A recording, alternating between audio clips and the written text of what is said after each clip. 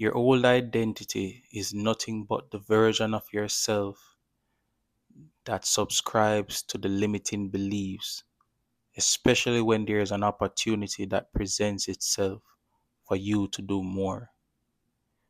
It whispers softly in your ears that you are not good enough. It whispers that you do not possess the capabilities to follow through with this opportunity. It's the version of yourself that comes up, or rather rationalize excuses like, okay, I'm going to try this. But deep down, you know that you're not going to give your best. And then when you fail, you justify it to say that at least I tried. But you know that that is a lie. All of that are traits or habits of the old version of you. But even though you exhibit all these traits, there is something deep down inside of you that's asking for more. It's telling you that you have the capability to do better. Whenever you go to bed at night and you lie down and you're looking over your day, that voice comes to you and it tells you that you could have done better. And that's why you feel guilty. That's why you feel so messed up, because you know you can do better. But in order for you to actually change and do better, you need to adopt a new identity. And this is not something that's magical. This is something that is actually going to take time.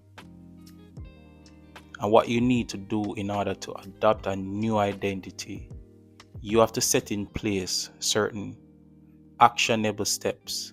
But before you even set certain actionable steps, you have to know what exactly you're working towards. Who do you want to be? What do you want to achieve? And when you are definite about that, that's when you can outline the actionable steps that you need to take. Whether it be in the morning, you meditate, you start to read books that's going to develop you personally. You start to visualize yourself living the actual life that you have always wanted to live. These things are important for you to adopt a new identity. As I said, it's not something that's magical. It's something that's going to take time because you're learning new habits. And you have to be able to give yourself grace to move into this new identity. A lot of us are taking action. We're doing the affirmations. We're eating right. We're exercising, but we're not allowing ourselves to be. And that's why we don't see the progress that we want. We're still attaching ourselves to the old identity and giving in to the negative talks and limiting beliefs. You have to allow yourself to be the new version.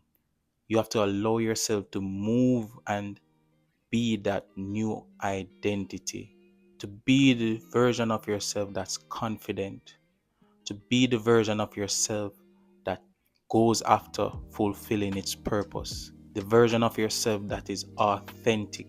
You do not care about people's opinions. You live your life to the fullest. You find ways to serve. You find ways to be of use. You cannot be of use to people or society if you're just constantly smoking, drinking, partying.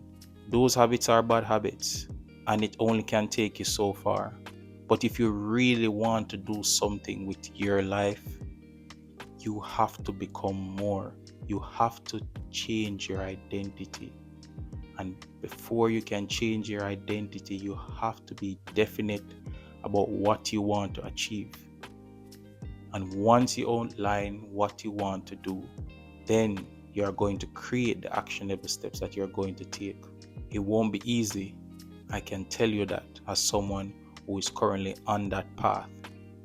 From time to time, different situations will come and life will happen.